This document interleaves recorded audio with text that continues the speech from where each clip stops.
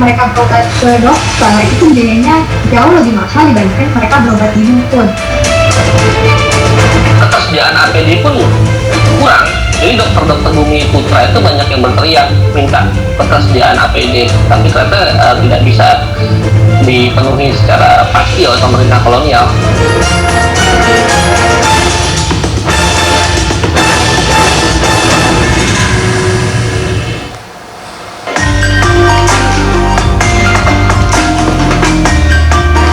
Namanya diabadikan dan disematkan untuk Rumah Sakit Pusat Infeksi atau RSPI di kawasan Sunter, Jakarta Utara.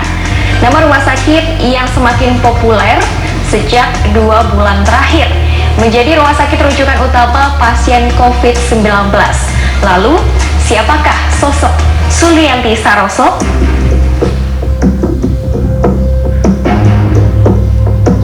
Rumah Sakit Penyakit Infeksi Sulianti Saroso dahulu bernama Rumah Sakit Karantina. Sejarah RSPI dimulai dari tempat karantina di Pulau Onrus, Kepulauan Seribu. Lalu pada tahun 1958, tempat karantina berpindah lokasi ke Tanjung Priuk. Fungsi utama kala itu untuk menampung penderita cacar yang berasal dari Jakarta dan sekitarnya. Namun, pada 1 Januari 1994, Rumah Sakit Karantina resmi ditutup dan dibuka untuk umum dengan nama baru RSPI Sulianti Saroso pada 21 April 1994. Ya, Sulianti Saroso adalah tokoh kedokteran yang berjasa dalam meningkatkan usaha kesehatan di tanah air. Pemilik nama lengkap Juli Sulianti yang akrab disapa Syul ini lahir di Karangasem, Bali, 10 Mei 1917. Usai menamatkan studi di Gimnasium Bandung, ia melanjutkan sekolah tinggi kedokteran di Batavia. Lulus pada tahun 1942, Dr. Syul bekerja di Rumah Sakit Sipil di Batavia yang kini bernama Rumah Sakit Cipto Mangunkusumo. Mengawali karirnya di RSCM, sejak itu Dr. Syul mulai tertarik dengan kesehatan ibu dan anak. Bahkan, saat ibu kota negara pindah ke Yogyakarta, Dr. Syul yang ditempatkan di Rumah Sakit Bethesda mendirikan klinik kesehatan keluarga.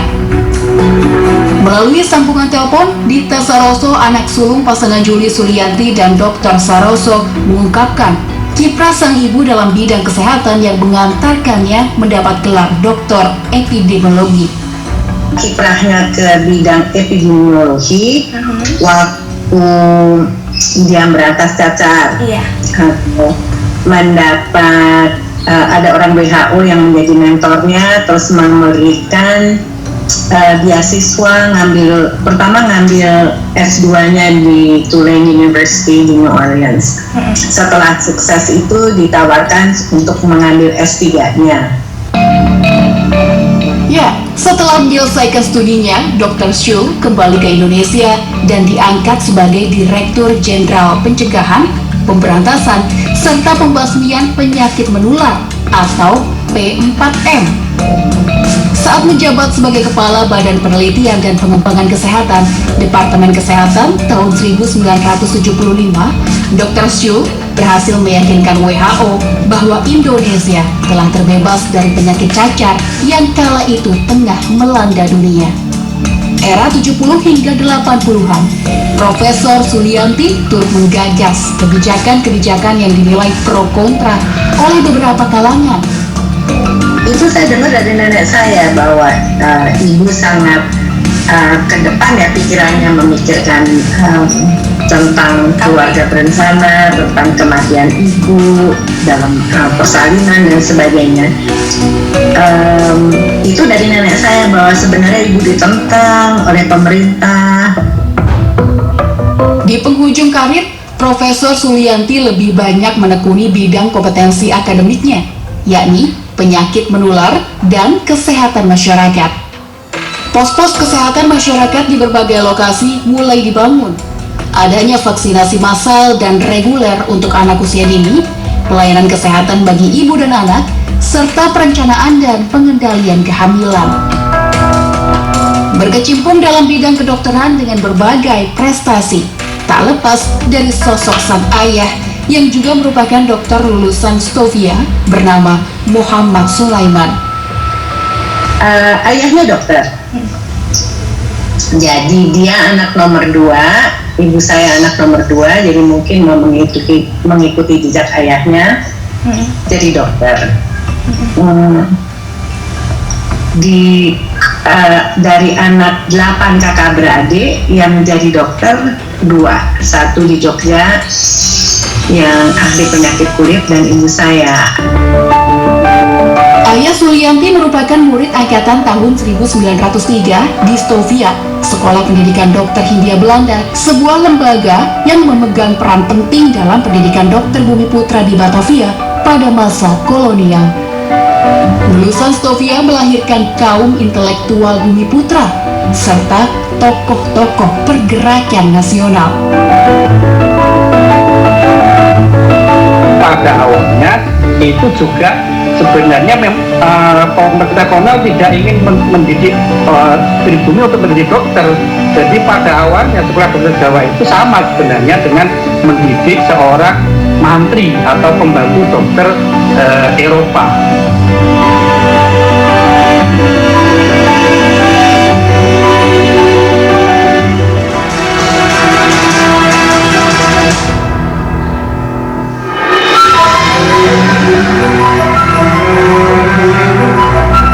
Pada era kolonial Belanda, layanan kesehatan masyarakat umum terbilang minim dan mengkhawatirkan. Dokter-dokter Eropa mendominasi kala itu, sementara kehadiran dokter Bumi Putra terhitung langka. Akibatnya, masyarakat di pedesaan yang berasal dari keluarga miskin hanya bergantung dengan dukun yang menggunakan metode pengobatan tradisional. Ada sentimen-sentimen terhadap orang-orang yang bekerja pada orang Belanda seperti itu, dan kemudian mereka merasa bahwa ketika mereka berobat ke dokter itu biayanya jauh lebih mahal dibandingkan mereka berobat di dukun. Dalam perkembangannya, pemerintah Hindia Belanda kemudian membuat suatu program yang menurut saya sih terstruktur ya, untuk menyingkirkan peran dukun dari rujukan pengobatan utama di kalangan masyarakat Jawa, dengan cara misalnya yang pertama, literasi yang terkait dengan kesehatan itu tidak banyak yang menyebutkan, bahkan tidak sama sekali kalau saya yang sependek yang saya tahu ya, tidak menyebutkan referensi untuk berobat ke dukun. Berobat itu harus ke dokter atau ke mantri atau datang ke perawat. Melihat maraknya masyarakat berobat ke dukun, pemerintah kolonial berinisiatif mendidik Bumi Putra menjadi dokter seiring dengan penyebaran penyakit cacar yang melanda mayoritas buruh perkebunan Belanda di Banyumas, Jawa Tengah pada pertengahan abad 19.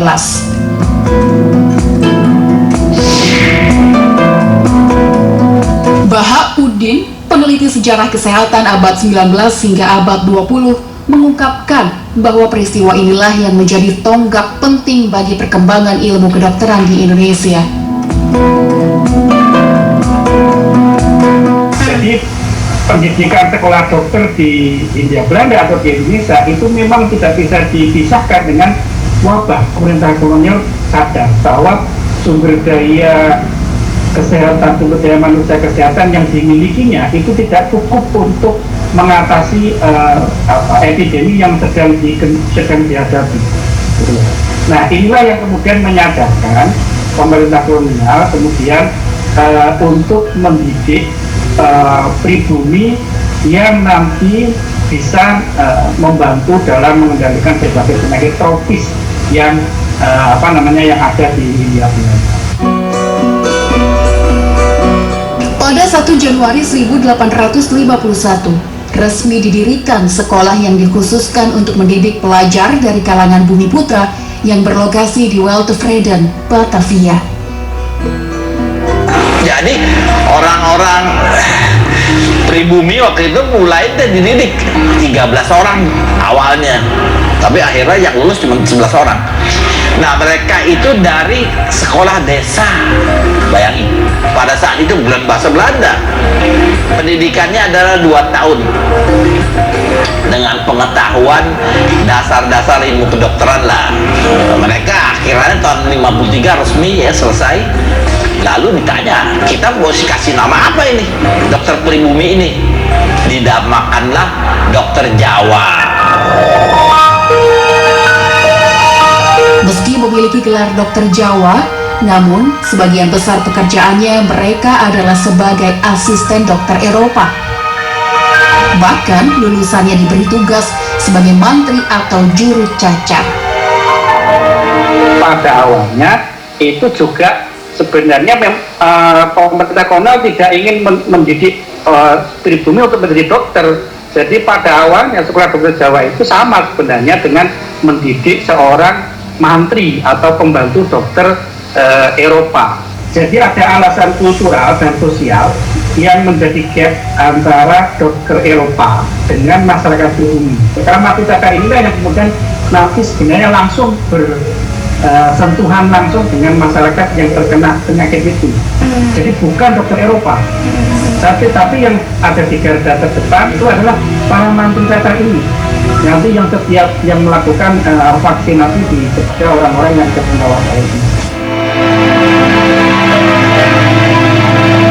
Kehadiran para dokter Jawa terbukti berguna bagi masyarakat kala itu. Selain ikut andil dalam pencegahan meluasnya epidemi penyakit menular, para dokter Jawa dan mantri ini mensosialisasikan pengobatan modern di tengah masyarakat awam. Ada laporan yang di Sasak misalnya di masyarakat Sasak itu ketika terjadi epidemi cacar, itu masyarakatnya menolak untuk divaksinasi oleh dokter Eropa. Nah kemudian yang dilakukan adalah dengan meminta bantuan para dokter Jawa untuk mau masuk ke sana. Orang lokal sudah berhasil dan dia melakukan negosiasi, kan mengatakan itu bahwa masyarakat Jawa percaya bahwa ini patolog ini atau wabah ini tadi itu disebabkan oleh roh jahat gitu. Nah para dokter Jawa itu mengatakan vaksin ini adalah air suci yang bisa mengusir roh jahat itu. Nah dari situlah kemudian mereka percaya dan mau kemudian divaksinasi. Nah model-model komunikasi ini tidak mampu dilakukan oleh para dokter Eropa, yang hanya bisa dilakukan oleh para dokter yang di bumi yang secara kultural sama keluarga pribumi. Awal abad ke-20, bersamaan dengan politik etis atau politik balas budi, perubahan pola pendidikan pun dilakukan. Dari nama sekolah dokter Jawa berganti menjadi Stovia. Istilah dokter Jawa pun berubah menjadi Inlandus Arts alias Dokter Bumi Putra. Dan sekolah ini mulai membuka kesempatan bagi siapa saja tanpa memandang status sosial. Kala itu ilmu kedokteran semakin berkembang, jumlah pelajar Stovia bertambah. Lulusan Stovia juga disebar dan ditugaskan menangani berbagai penyakit di wilayah Hindia Belanda. Nah, memang orang pribumi sebenarnya yang kemudian menjadi garda terdepan dari penanggulangan wabah di Hindia Belanda. Nanti setelah dokter Jawa ya dokter Jawa, kemudian nanti setelah Stovia ya lulusan dokter Stovia. Jadi satu dokter itu biasanya dibantu oleh 4 sampai 10 mantri untuk dari satu wilayah, tergantung nanti parah tidaknya wabah di wilayah itu. Selain wabah cacar, tahun 1911 wabah pes melanda kota Malang. Pes ditularkan ke manusia melalui bakteri yang terkandung dalam kutu tikus. Ratusan ribu nyawa melayang akibat wabah ini. Kala itu dokter Eropa dan Bumi Putra lulusan Stovia bersatu untuk memberantas wabah tersebut. Salah satu dokter yang berperan penting ialah Dr. Cipto Mangunkusumo. Lantas, bagaimana perjuangan Cipto Mangunkusumo? Di dalam peraturan pemberantasan pes, rumah yang terindikasi ada wabah penyakit, ada penyakit pes terutama paru-paru, itu akan dibakar.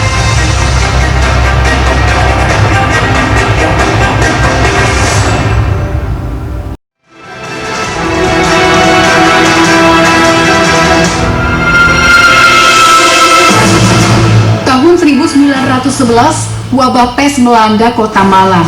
Kala itu, Jumlah dokter Belanda lebih banyak daripada dokter Jawa. Situasi semakin sulit akibat perlakuan diskriminatif dokter Belanda terhadap pasien Bumi Putra. Jeffrey Lewis, peneliti pandemi influenza Hindia Belanda 1918 mengungkapkan, dokter-dokter Eropa hanya ingin mengobati pasien yang berasal dari keluarga kaya raya. Jadi dokter-dokter Eropa itu utamanya malah hanya mau biasanya merawat orang-orang Eropa dan atau pribumi kaya dan atau Brandausterlingen, orang-orang timur asing seperti orang Tionghoa dan atau Arab yang memang rata-rata pengusaha.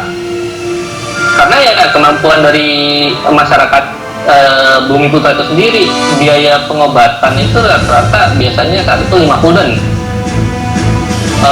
Dengan gaji yang hanya 0,15 sampai 0,35 per hari, 35 gulden per hari, itu mereka nggak sanggup.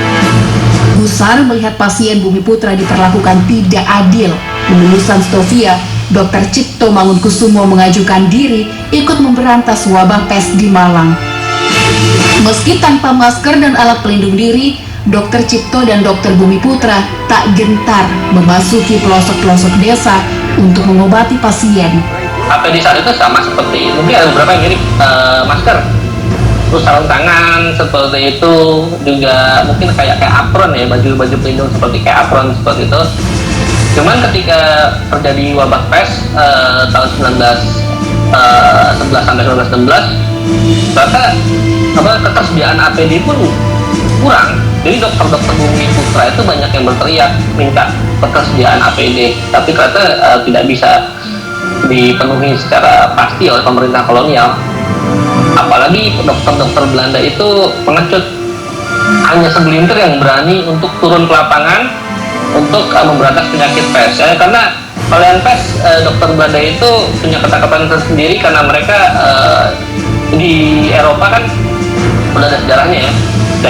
Mereka sudah belajar hal tersebut dan mereka takut akan menjadi korban.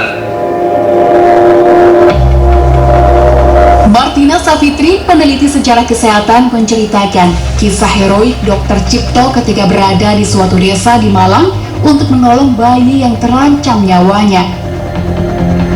Di dalam peraturan pemberantasan pes, rumah yang terindikasi ada wabah penyakit, ada penyakit pes terutama paru-paru, itu akan dibakar.